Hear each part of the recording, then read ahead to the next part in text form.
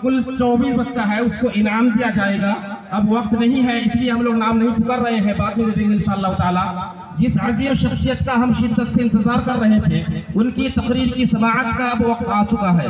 जो हामी कुरान व सुन्नत, माही कुफर व ज़लालत, खतीब शीरी ज़मा, मुहक्किक ज़मा, मेरी मुराद जनाब हजरत मौलाना इबादुर रहमान बर्धमानी। मैं हजरत को इस शेर के साथ दावत खिताब देता हूँ। आ चुके लोग दीवाना अभी बाकी है, इफ्तिताह तरमीखाना अभी बाकी है, सब्जा है, गोल है, फसल बहार है, सब आ चुके, अब जरा इंतजार है।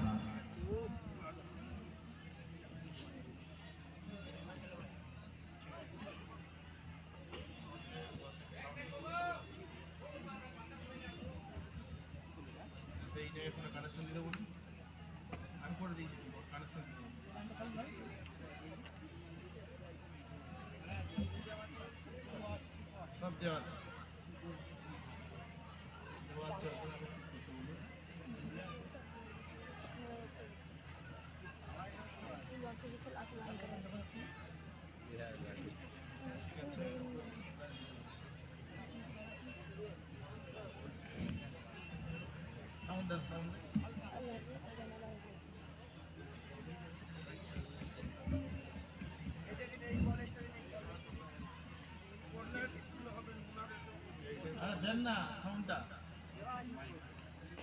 কত প্রোগ্রাম করে পর্দার অন্য পর্দার দিয়ে না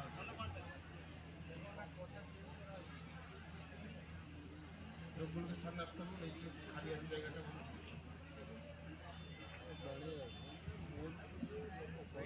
मेरे भाई से गुजारिश है, जो हजरत आबिदा खड़े हुए हैं, हमारे खतीब साहब के तरफ से गुजारिश है कि बराए मेहरबानी अंदर आ जाएं।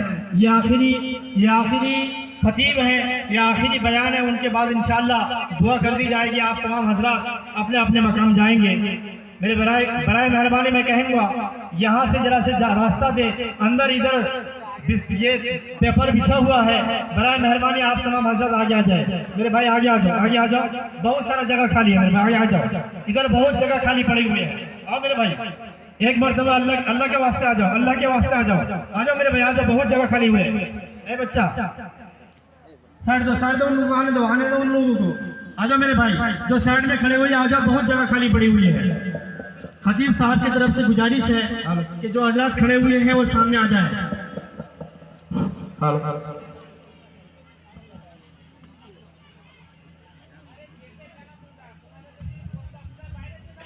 हेलो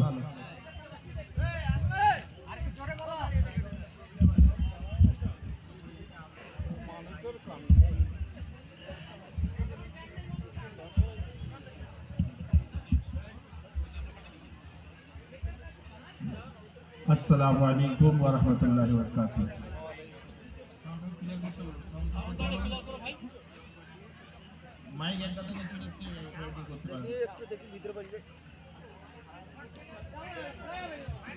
अस्सलामु अलैकुम व रहमतुल्लाहि व बरकातुहू। वालेकुम सलाम।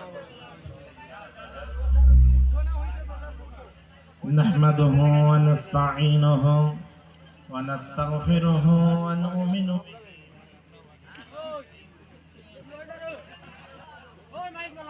नऊज़ु बिल्लाहि मिन शुरूरि अनफुसिना व मिन सय्यिआति अअमालिना। मन यहदियल्लाहु फला मुदिल्ल लहु व मन युद्लिलहु फला हादिय लहु। व नशहदु अन ला इलाहा इल्लल्लाह वहदहु ला शरीक लहु अल्लज़ी अरसलहु बिल्हक़्क़ि बशीरन व नज़ीरा وداعيا إلى الله بإذنه وسراجا منيرا. وقال تعالى في كلامه المجيد والفرقانه الحميد: أعوذ بالله من الشيطان الرجيم. بسم الله الرحمن